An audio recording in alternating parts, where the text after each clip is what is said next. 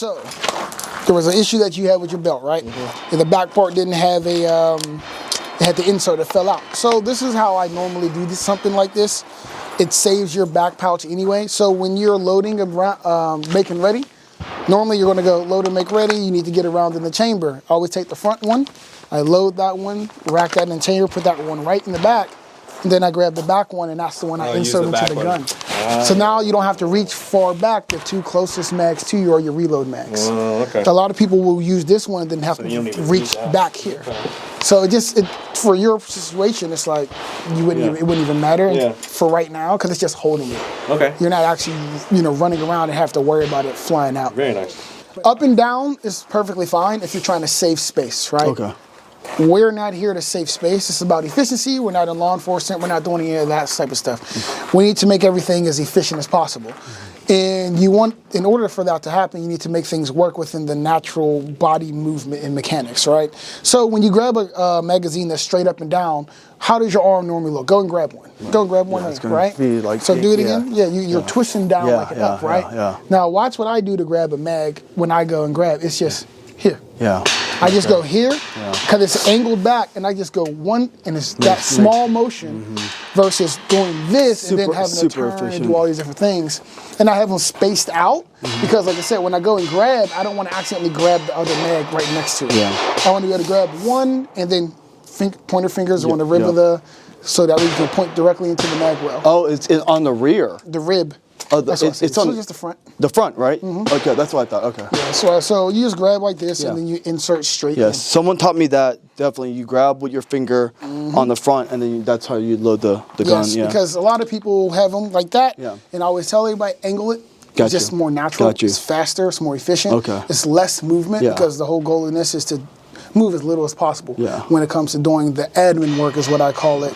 That's anything that's not shooting. So if you're not shooting, everything that you're doing should be able to be done as fast as possible. Yeah, makes sense. So that's why I angle them like least that. amount of movement. What is that metal thing right there? That is a magnet. Yeah, that looked like a magnet. So what's it that's for? like for if you have unloaded starts.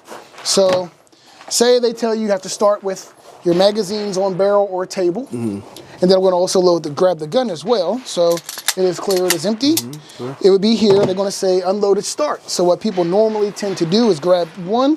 They got to try to fish and find that and then load one there. Whereas this one, you just grab, slap on the magnet, and then load. You don't have to worry about that. fishing for this. You can literally grab and on the move load to get to the position. And obviously that's legal for competition as well.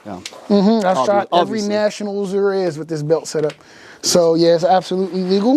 You can put it on they have them where they're attached to the mag carrier. Where I also have another belt. I love the Lynx belt, it's my favorite. Where they have a Lynx that attaches directly to the belt instead of attached to the mag carrier. So there's all these different ways you can do it. So what belt do you prefer? I saw this belt. That's all I wear is Lynx. Oh, all you wear is Lynx. Because one, you can see this. But you're not small setup. I can just drop in the book bag. I like that. Because this is freaking humongous. You can't fold it up. It has to be, latched onto the bag on the outside or something. This right here, you can just grab, throw it in the bag. But you're not sponsored by Lynx. No. Okay. No. So this is just what I like. This is what you like. That's why I only have these. Because I know some people when they're sponsored by certain things. I like Ghosts. Yeah. Because if you're going for a cheaper setup, this is my budget-ish setup because the Ghost 360 pouches, the universals, they're like 20 or 25 bucks.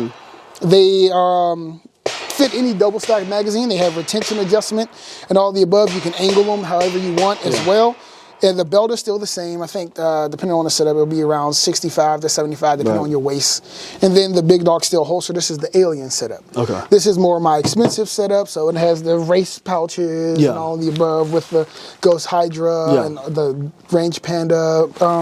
That's what that is. Okay. Your mount. So it's like this is the more expensive, but it's still. They're both good. I use them both. This is for the that dial right there on your mag is for the tension? Retention. Yeah, gotcha. Okay. I think he has the same ones. His is just the metal ones. I have the plastic ones. And what brand is that? Double Alpha. Same thing with the Lynx is Double Alpha as well. Yeah, I need to get probably some Which of those. Which one do you grab first, the front, middle? Always the front. Always the front, yeah. The front one first because it's the fastest. You don't have to worry about reaching behind.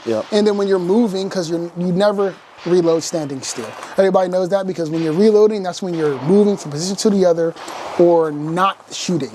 So that means if you're going here and you move to another position, you want to grab as easy as possible, and your hand just grabs right down to that one right in front of you, versus trying to fish for one in the back behind it. You see how that makes you do a weird movement because you got to go past the first one. So it's there, just grab it. And what's that in your back right Just there? chalk. So if it gets hot and sweaty and gross, you don't want your hands sliding around on the gun and stuff. You have this. Obviously, we're not going to need that today. But it just stays on my belt because you never know when you'll need it. The sun come out, you start getting sweaty and hot, and That's something I actually did. I actually wanted to start training like that, like practicing like when my hands are wet, like practicing with wet hands and just trying to get the grip right still, even in those situations. So yes and no. I just say let it happen naturally. Don't try to induce it because. So training like that is not. I mean, you can do it. Yeah. It's just I wouldn't make it a habit. Right. Because you can't train the fundamentals and everything correctly if your hands are always wet. Yeah. You want to be able to grab the gun. You want to be able to grip it and have good trigger press and control. To know that you are doing what you're supposed to. Right.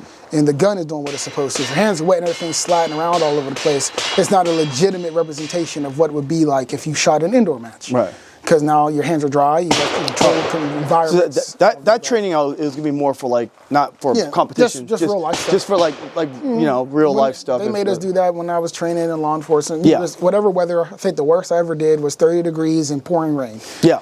And it was like, this is terrible. I can't feel my hands. I can't feel the gun. Yeah. But we're out here and we still had to do it. Yep. That's what I like, that kind of stuff. Yeah. But for competition, we shoot in every weather as well. Every nationals I've shot thus far, it's rained. So you have to be able to perform. And if you have good equipment that you know works, that's why I like really aggressive grips, because even in the rain, your hand's not sliding anywhere. So, and then I don't need to use this because it'll just wash off anyway in the rain. But these are very, very aggressive, and that's what I prefer. These are the lockjaw grips from Lock Grips. So these are the brass ones, so they had to wait and make it. I think these are Lock Grips too. Those are the G10s. I just don't do flat. I need a palm swell. Yeah, I think I'm gonna get Is this strange to do? I think this is, I don't know how common this is, but I wanted to leave this one flat. Oh yeah, people do it all the time. And then I was going to get a palm swell on this side. That's very normal. Right, okay, I thought so. I'm going to do that. I'm going to change this one out. For me, the palm of my hand is very big. Yeah. But my fingers are normal length, so my hand wraps around the gun very easy.